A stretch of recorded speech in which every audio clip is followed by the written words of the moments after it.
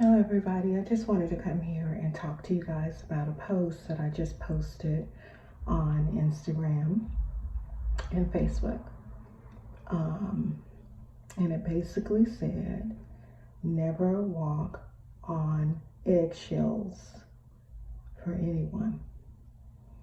No matter what the situation is, no matter what the circumstance is, no matter what may come as a result of it, never walk on eggshells for anyone. A lot of times we find ourselves walking on eggshells because we don't want to offend others. We don't want to look like we're being mean or indifferent. But the one thing that we must understand is you always got to be yourself. You always should be yourself. Never try to be someone else just to simply fit in.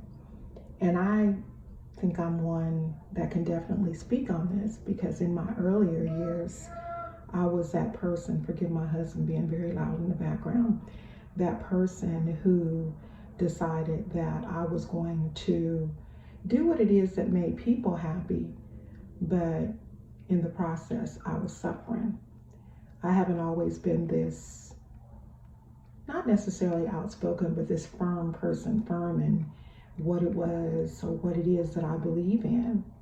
But as I get older, I tend to get a lot more comfortable with being who I am, a lot more comfortable with the decisions that I'm making, and a lot more comfortable in standing my ground and meaning what I say, as far as not converting to what it is another person desires for me to be, desires for me to speak, simply to fit in or to be accepted. Know who you are. Know who you are, whose you are, and the importance of you as an individual. There's only one person that's you. Whatever your name is, I don't care if you have an identical twin. There's still only one you. So be the best you that you can be. Don't walk on eggshells. Don't change your thoughts. Don't change your beliefs. Be who you are. And if you really look at it, when you walk on eggshells, what you are doing, in an essence, is relinquishing control of your life, your actions, and your thoughts to the person that you are walking around in eggshells for. I remember back in the early 2000s, I was working at a company in Napa. And if anybody knows anything about Napa, Napa is a wine country. It's a very expensive place to live in California, in Northern California. And to be frankly honest with you, the greater majority of people that live there are either rich, white, or Mexicans. The reason I say Mexicans is because they migrate the Mexicans there so the Mexicans can work very hard in the vineyards. Excuse me. Now, there are some blacks that work there too. Don't get me wrong. There are some Caucasians that work there and other different nationalities. But for the vast majority, a lot of the temp agencies, a lot of the companies tend to hire Mexicans because Hispanics and Mexicans are used to hard working in the vineyards. Not to say that other nationalities aren't. I'm just telling you what I was told by Human Resources Director regarding employment in the Napa Valley. As I said before, it has a lot of vineyards. A lot of people own vineyards there. And so I was working for a company. At this particular time, I wasn't working for a company with the vineyards. I was working for a company that dealt with valve and regulators, not for cars, but for other types of equipment. And when I first started, I was a receptionist. Didn't want the job as a receptionist, but I had to feed my children. And it was when I had left my first husband, filing for divorce and all that, and so on. Long story short, I worked there probably for a good year, and then I was transferred to work with the engineers and do all of their paperwork and things for them. But I was working in an office with a Caucasian girl, and when she and I first started working together, everything was good. We had no problems. There was no problems with communication. She trained me very well. She had been there at the company for, I guess, 5+ years. So she knew exactly what it was that she was doing, and everything was fine. Once I caught on and she could take off, she could go on vacation, it seemed to be sort of like a change in things, if you know what I mean. And even though she had been there that long, she was very secure in her position. She wasn't secure in the inside. So she started doing some things. One thing in particular was, because I was still in training, when the orders were made by the engineers, I won't say her name, but I would process the orders, and once I processed the orders, this particular person would look it over. One time, there was a customer who ordered 2,000 balls for some equipment. She, in turn, typed in 20,000. Now, mind you, if I place the order, she looks over the order, it should have been caught by her. Now, not to say that people are perfect, because no one is perfect, but I believe that she intentionally did it. I was wrote up for that and got a warning for that, which I tried to fight, but it still didn't go over because I was the only African American working in the company, and there were just policies and procedures that they had in place. And that one was, if you make an error that big, that it could be very expensive. And so they had to send it all back and da-da-da-da. Now, mind you, I would place the orders. This one particular person would go over the order, and then another person would go over it. The manager, our manager. But still, I was written up for it. Even though they caught it, I was still written up for it. I don't think that I should have been written up for it because she was checking, and I know that I didn't put 20,000 in it. Long story short, from then on, I started making copies of everything. But I told this story just to go and to show you an example. After that, I could no longer trust her. I felt like if she could do that, God knows what else she could do. So what ended up happening is I would do my orders. I'd take pictures of the orders. Not take pictures, but I'd save them in a file just so that I would have proof of what it was I actually ordered. I think there was one other time that we ran into the same problem. It wasn't as huge, but it caused a problem, and I, showed something else, and then they were like, oh, okay, and just brushed it under the rug or whatever. It became problems with her. She would get flowers, and I have severe allergies, and I would sneeze. She put the flowers right in front of my desk instead of putting them over there by hers. She would bring stinking food in, and I'd have to leave out at lunchtime because I didn't want to smell her stinking food. I mean, just a lot of stuff. So what ended up happening is I got to a place where I walked on eggshells for actually a year and a half.